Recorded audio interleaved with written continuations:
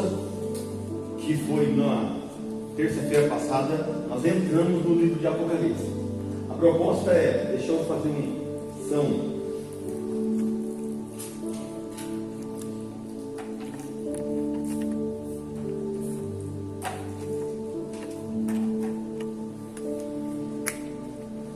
7 cartas.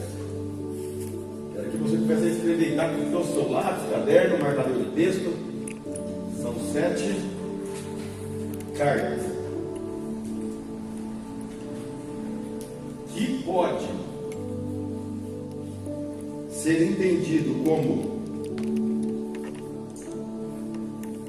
7 representantes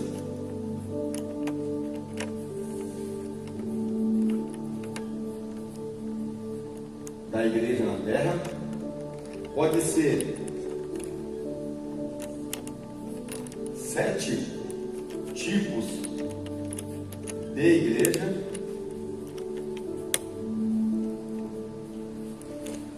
Anotando aí. Pode ser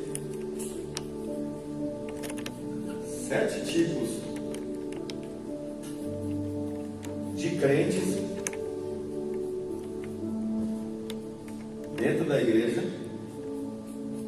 Pode ser também 7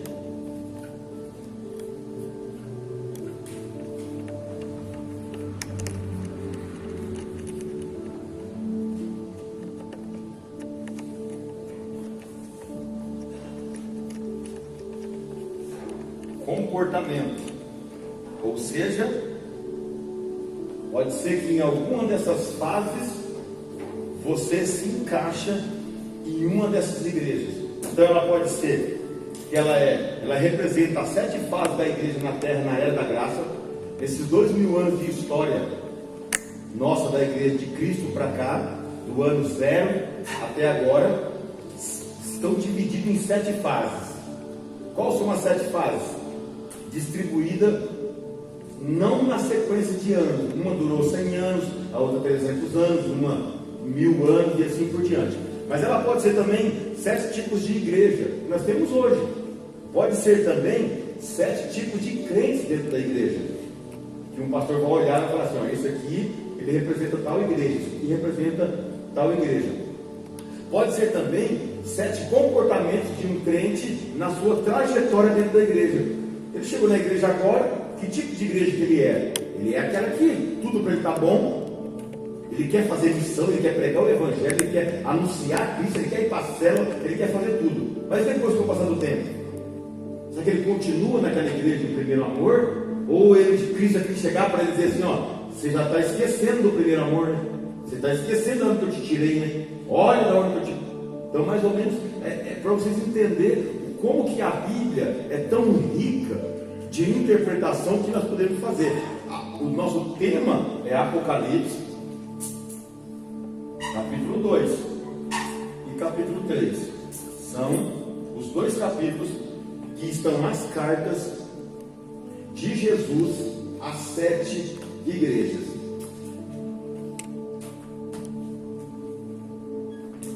Abra a tua Bíblia, Apocalipse, capítulo de número 2.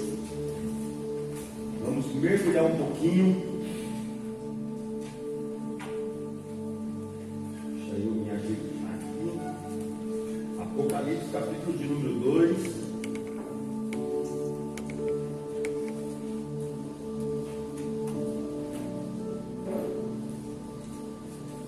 Quero falar algo com vocês.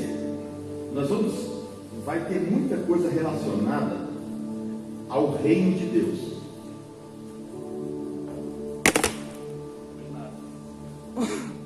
Vai comprando dele. Tem muitas coisas que nós vamos falar aqui relacionadas ao reino de Deus. Eu preguei, acho que deve fazer uns 2 meses atrás, sobre a parábola do semeador e as comparações do reino de Deus. E eu quero que vocês marquem isso, porque isso é muito importante, porque daqui para frente nós vamos tratar muito sobre o reino de Deus. Nós vamos falar sobre o evangelho do reino, evangelho da graça. E isso tem que estar muito claro para vocês, porque quando fala evangelho do reino, está voltado a coisas do reino. Quando falar evangelho da graça, está conectado a informações da graça. Então, assim, o que eu quero que vocês prestem muita atenção: o reino de Deus é o governo de Deus na terra. Como que ele acontece? Ele tem três aspectos. O reino de Deus tem três aspectos. Eu quero que você anote aí, escreva aí. O reino de Deus tem três aspectos.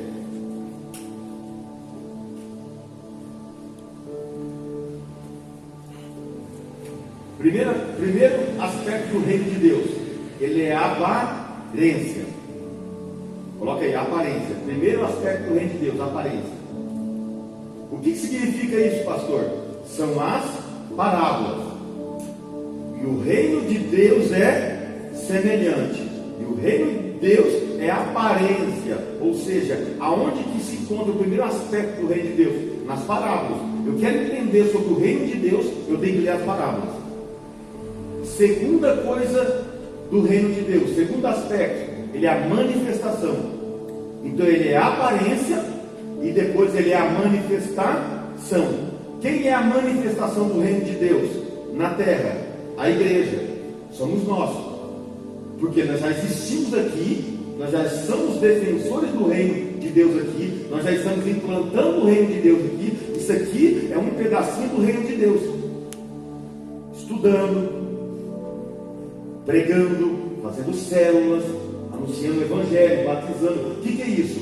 Estamos implantando o reino de Deus na terra, porque Cristo um dia vai vir para a terra e vai estabelecer o reino dele, chamado de reinado de Cristo, ou seja, o milênio dele, o reinado dele. E vai acontecer, e vai reinar com quem? Com quem já está se preparando para isso. Então, primeira coisa, ele é a aparência.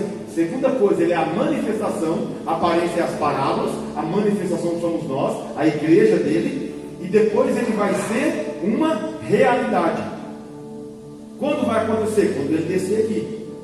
Então quando ele chegar na terra, aí vai ser por completo. Aí se formata o reino de Deus por completo. Hoje ele não é completo ainda, porque não existe a manifestação total dele.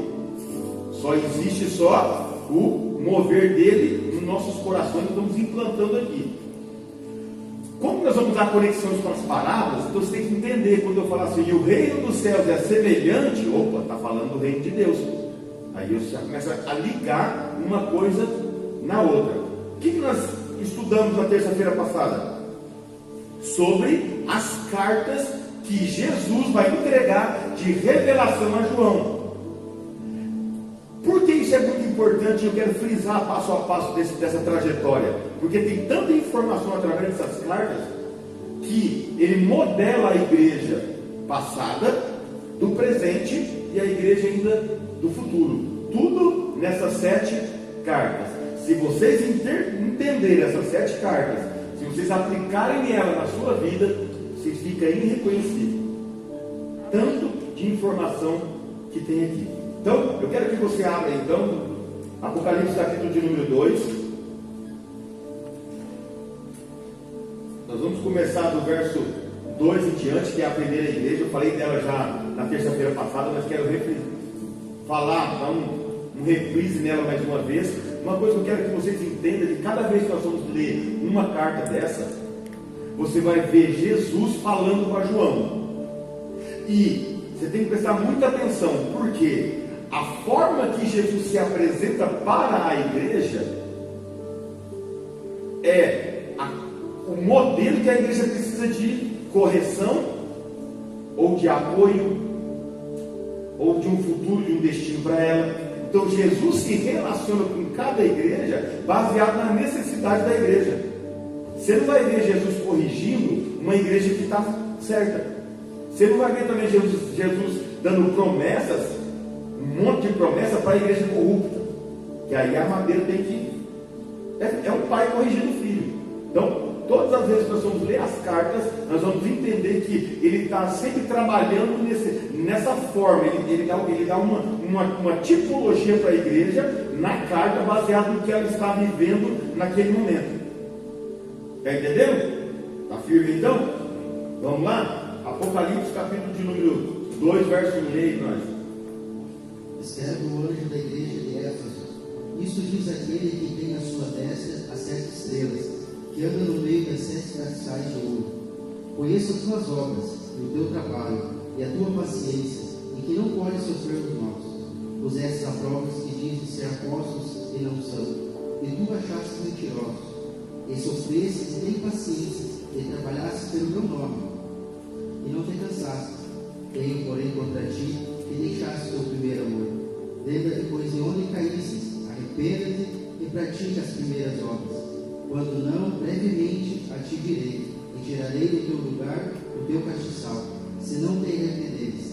Tens, porém, isso, que odeias as obras dos nicolaítas, os quais eu também odeio. Quem tem ouvidos, ouça o que o Espírito diz às igrejas. Ao que vencer, darei de comer da árvore da vida, que está no meio do paraíso de Deus. Primeira coisa que nós vamos entender aqui: escreve ao anjo da igreja que está em Éfeso. Quem é o anjo? Pastor. Aquele que tem à sua destra as 7 estrelas. Quem é as estrelas? Pastores também. E os castiçais são quem?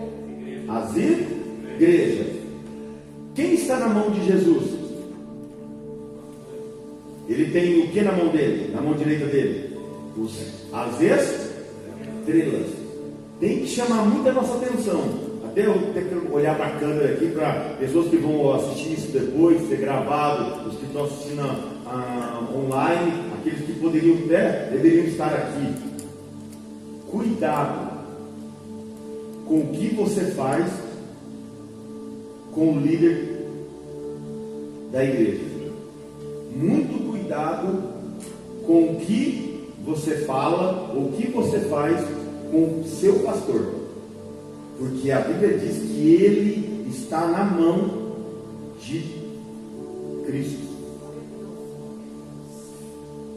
Os desonrosos, os desleal, aqueles que gostam de falar mal, aqueles que gostam de criticar, de fazer o pastor chorar, cuidado, isso é muito perigoso. Eu estou na igreja desde que eu tenho 7 anos de idade. Eu nunca vi ninguém se dar bem prejudicando líderes até hoje. Eu não vi. Nós temos prova viva aqui. E todas as igrejas que você for até hoje, pelo mundo inteiro. Por quê? Todos que se levantaram contra o líder da igreja se levantou contra Cristo. Porque a pergunta não é se ele está certo ou se ele está errado. A declaração que você foi é de Deus, não é meu. Então eu coloquei isso no meu coração quando eu era pequeno de igreja. Eu falei assim: contra pastor, eu posso aconselhar ele, posso conversar com ele, posso debater alguma coisa com ele pessoalmente, mas se levantar contra ele, porque eu aprendi que os líderes da igreja estão na mão de Jesus. Ele que vai apertar, ele que vai castigar, ele que vai punir, ele que vai tirar. Esse é um problema de Deus, não é meu.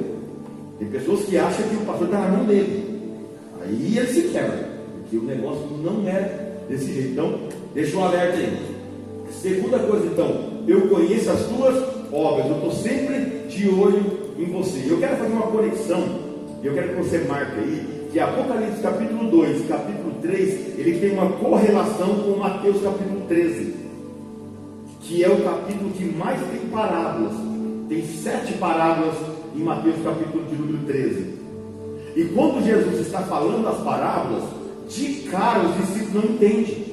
Por quê? Ele não morreu ainda, a igreja só existe dentro de Cristo ainda, a igreja não é manifestada naquele momento ainda, Cristo está gerando ela dentro dele, então ela não existe. Então, o que eles fazem? Eles ficam meio perdidos, para eles são só alguns anúncios ali, meio vago, mas Jesus está apontando já a direção. Então eu quero que você marca aí Apocalipse capítulo 2, e eu quero que você conecte agora, vá lá em Mateus capítulo de número 13, a parábola do semeador. Mateus capítulo 13 vai ter a primeira parábola, que é a do semeador. Quem é a igreja de Éfeso? É a primeira igreja, é a igreja que está rompendo barreiras, é a igreja que está anunciando o evangelho, é a igreja que está avançando o reino de Deus na terra pela primeira vez. Quem é essa igreja também? Essa igreja é a mesma de Mateus capítulo 13, o verso é o verso de número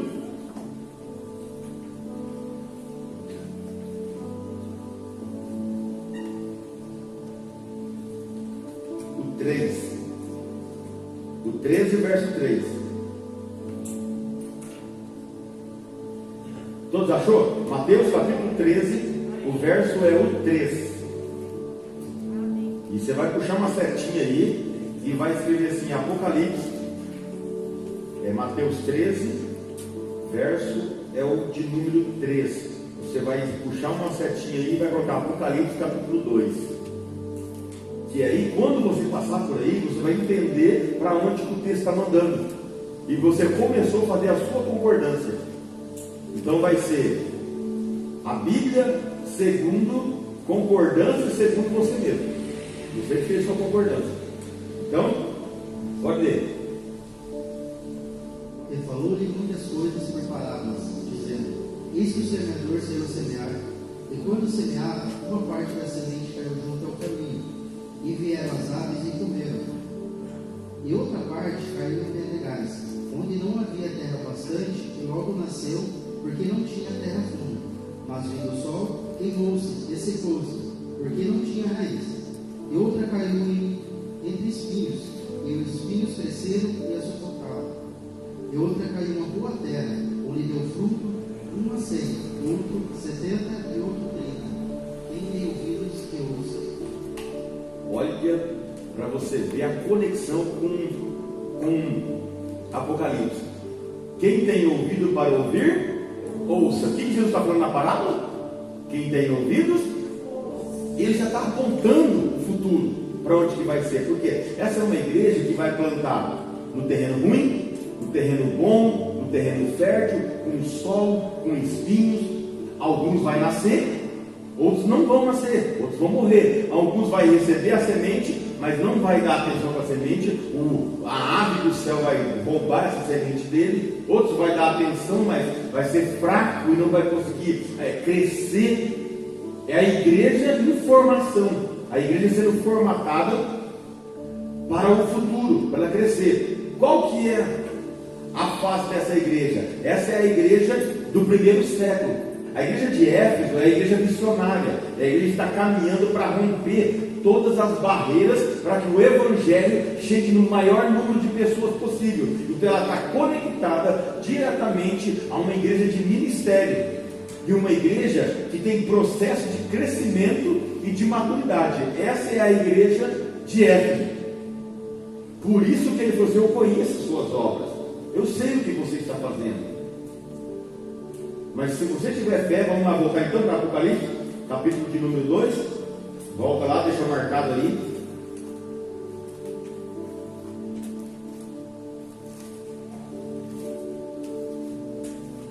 Ele vai dizer no verso 3, vai dizer assim, ó: e sofreste em paciência, e trabalhaste pelo meu nome, e não cansaste.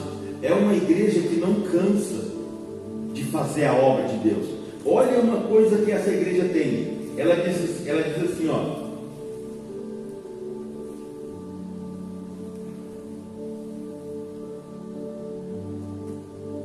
conheço as tuas obras e o teu trabalho e a tua paciência, e que não podes sofrer os maus, e puseste à prova os que dizem ser apóstolos e não são, e tu o achaste mentiroso. É uma igreja que zela, é uma igreja que zela pela doutrina dela, é uma igreja que zela pelo corpo de Cristo, é uma igreja que cuida da doutrina.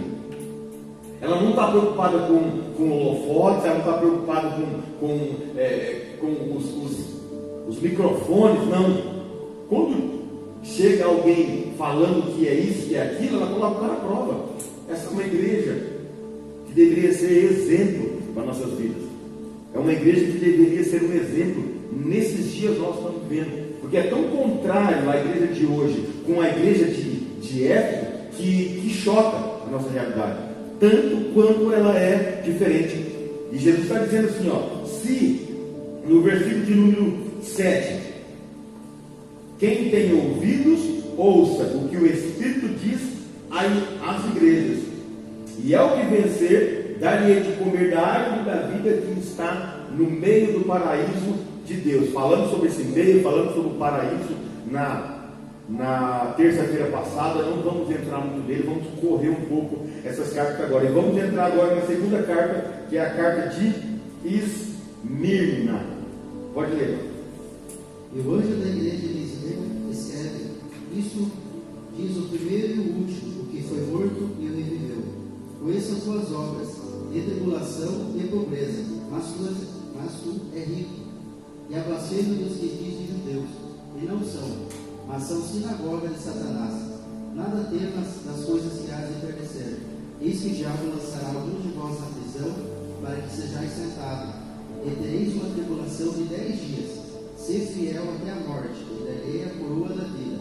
Quem tem ouvidos, ouça o que o Espírito diz às igrejas. O que vencer, não receberá dano na segunda morte.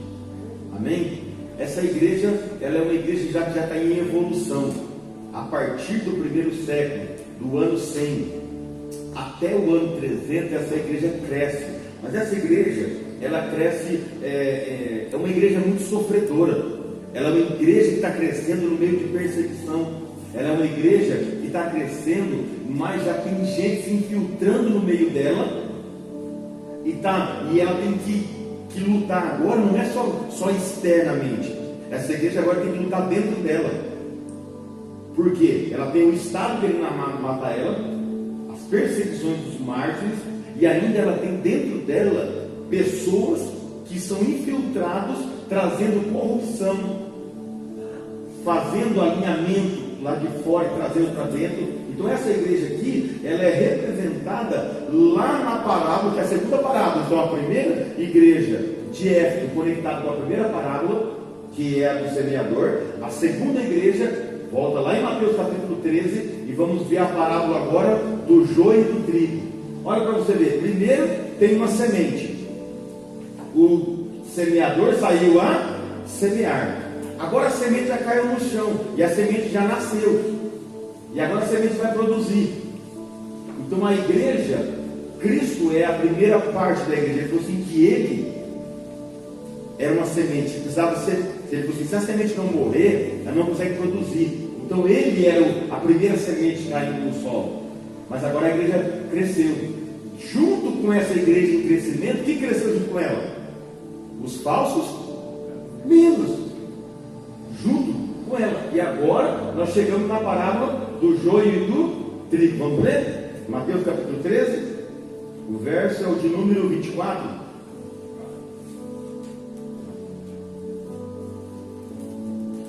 Isso. Ela está do ano 101, do século 1, do 101 até o século 3, do ano 300. Pode ler. E propôs-lhe uma parábola dizendo: o reino dos céus é semelhante ao homem que semeia na boa semente do seu campo. Mas, dormindo os homens, veio o inimigo e recebeu um joio no meio do trigo, e retirou-se. E quando a erva cresceu e frutificou, apareceu também o joio. E os servos do pai da família, indo até ele, disseram: Senhor, não semeaste tu no teu campo boa semente? Por que tem então joio? E ele disse: um inimigo que é quem fez isso. E os servos lhe disseram: queres pois que vamos arrancá-lo? E ele, porém, disse: não, para que ao colher o joio não arrancais também o trigo com ele? Deixai crescer ambos juntos até a ceifa. E por ocasião da ceifa, direi aos ceifeiros: colhei primeiro o joio e atentai ao molho para queimar, mas o trigo ajuntai no meu celeiro. É uma igreja que já estava se infiltrando dentro dela para estragar ela. Mas ele falou assim: pode deixar crescer, que vai chegar uma hora que eu vou fazer a nossa colheita. Preste atenção nisso aqui que eu quero dizer. As igrejas têm um significado. Quando Jesus escolhe cada igreja, ele escolhe com um propósito e com um nome específico. Você não acredita que só tinha 7 igrejas, né? Só em 7 cidades também, né? Porque não tem como. Tinha muitas já espalhadas. Estamos já no primeiro século. Quando João recebe essas informações, o livro de Apocalipse é escrito entre o ano 90 e o ano 96. depois de Cristo, ou seja, quase um século de história já. A igreja avançou bastante. Aqui já tinha Paulo, né? Que as coisas já estavam acontecendo já. Ou seja, nós temos que entender que as cartas são escritas para as igrejas, mas muito em detalhe. Eu quero voltar e comentar algo com você, para que você faça um tipo de resumo só. Eu quero que você vá na igreja de Éfeso e puxe uma setinha aí no seu papel, caderno, marca aí, você faz alguma marcação para você aí e coloque assim, Éfeso significa, coloca aí 2 pontos, tracinho, alguma coisa, e você vai aprender o significado do porquê que ele escolheu aquela igreja. Então, Éfeso, no original, significa desejável. Agora, quando eu olho para o texto da igreja de Éfeso, eu começo a entender o porquê que ele escolheu essa igreja. Que olha o que ele vai dizer dentro dessa igreja. Apocalipse capítulo 2, o verso 1, ele vai dizer assim, escreve ao pastor da igreja de Éfeso. Isto diz, ou seja, eu estou falando o que tem à destra as 7 estrelas, ou seja, eu tenho os pastores, e que andam no meio das igrejas, conheça as tuas obras e o teu trabalho. Ou seja, ele deseja estar no meio dessa igreja. Éfeso significa desejável, e ele está caminhando no meio dos pastores e no meio das igrejas. Ou seja, eu desejo estar com vocês. Vocês não é uma igreja que eu quero, como a de Laodiceia, quero vomitar vocês da minha boca. Vocês é uma igreja que eu quero caminhar dentro de vocês. Você viu como que o nome não precisa de teologia, não precisa de interpretação. Você pegar o dicionário, a pessoa mais incrédula do mundo pode pegar o dicionário e ver a narrativa da história e vai falar assim, é verdade. Não tem como negar isso daí. Então, a igreja de Éfeso, ela é uma igreja desejável, ela é uma igreja que Cristo anda no meio dela, ela tem um líder na mão dela, ela é uma igreja que testa os apóstolos, ela é uma igreja que zela pelo cuidado, ela é uma igreja que zela pelo nome de Cristo, ela não negocia princípios, essa igreja. Essa igreja, quem governa ela é Cristo, porque ele falou assim, eu tenho as estrelas na minha mão, então eu governo esse modelo de igreja de Éfeso. Cristo está garantindo que é ele que governa ela. Então isso é muito importante para nós. Eu quero que você puxa aí, anota aí então agora a segunda igreja de Esmirna. Coloca aí, puxa a setinha e coloca aí significado.